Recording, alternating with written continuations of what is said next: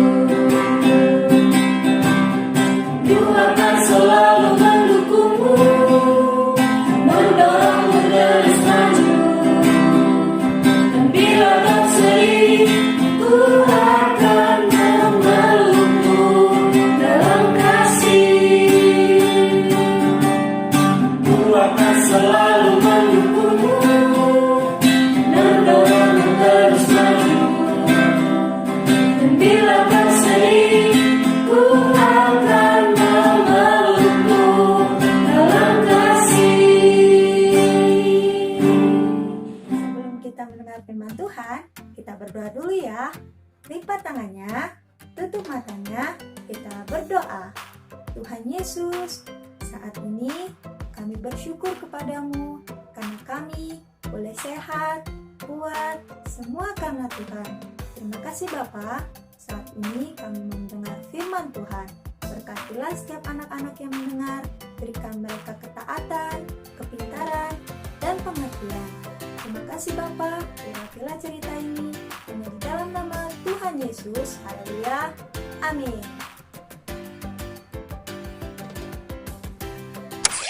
Pada zaman dahulu, hiduplah seorang raja Yehuda bernama Yosafat. Dia seorang yang kaya, terhormat, luar biasa, karena dia takut akan Tuhan, sehingga Tuhan memberkati dia berlimpah-limpah. Nah, takut yang dimaksud di sini bukan berarti seperti kita takut kecoa, takut ketinggian, atau takut terhadap hal-hal yang menyeramkan. Tetapi takut yang dimaksudkan adalah mengasihi Allah, mentaati firman-Nya, dan menghormatinya. itu artinya takut akan Tuhan. Kemudian, Raja Yosafat memiliki seorang teman bernama Raja Ahab. Ia seorang raja Israel. Tetapi Raja Ahab tidak takut Tuhan, dan dia memiliki karakter yang tidak baik. Dan hal ini mempengaruhi Raja Yosafat menjadi orang yang tidak baik juga. Tadinya, Raja Yosafat adalah seorang yang taat kepada firman Tuhan. Tetapi, hari demi hari, Raja Yosafat menjadi tidak taat kepada firman Tuhan yang disampaikan oleh Nabi Mika. Ia menjadi bimbang. Ketika Nabi Mika sedang menyampaikan apa yang Tuhan firmankan, Raja Ahab marah padanya. Namun, hal itu dilihat oleh Tuhan dan membuat Tuhan menjadi marah padanya, sehingga Raja Ahab pun disingkirkan oleh Tuhan. Setelah kematian Raja Ahab, Raja Yosafat bertobat dan kembali setia kepada Tuhan, dan Tuhan memberkati dia lebih berlimpah.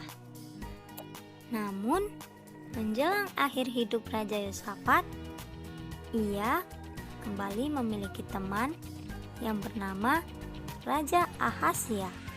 Ia adalah seorang raja Israel. Sayangnya, Raja Ahazia ternyata adalah orang yang sebetulnya tahu firman, tapi tidak mau melakukannya. Ini disebut sebagai orang fasik.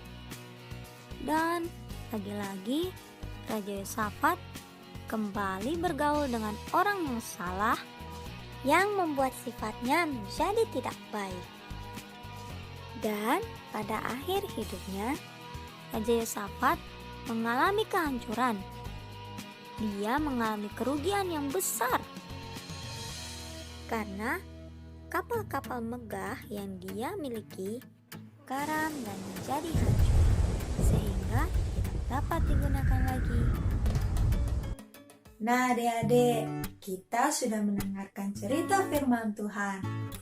Sekarang, waktunya adik-adik untuk berhati-hati dalam berteman. Memang, berteman itu boleh dengan siapa saja, tidak melihat suku atau agama. Tetapi, jangan sampai pertemanan adik-adik membuat sikap adik-adik itu berubah menjadi tidak baik. Misalnya, yang tadinya adik itu taat sama orang tua, rajin belajar, tidak suka mengeluh. Tiba-tiba karena kamu sering bermain dengan teman kamu itu, kamu jadi berubah. Kamu jadi suka bohong, kamu jadi suka marah-marah, kamu jadi jutek, atau jadi suka cuek bebek. Nah, itu adik-adik, kita harus berhati-hati dalam berteman. Karena di dalam 1 Korintus 15 ayat 33 berkata, "Janganlah kamu sesat, pergaulan yang buruk merusakkan kebiasaan yang baik." Nah, jangan sampai pertemanan adik-adik menjadi berubah menjadi sesuatu hal yang tidak baik. Mulai sekarang, berhati-hatilah dalam berteman dan jadilah teman yang baik yang membawa dampak yang baik bagi orang-orang di sekitar kamu. Tuhan Yesus memberkati.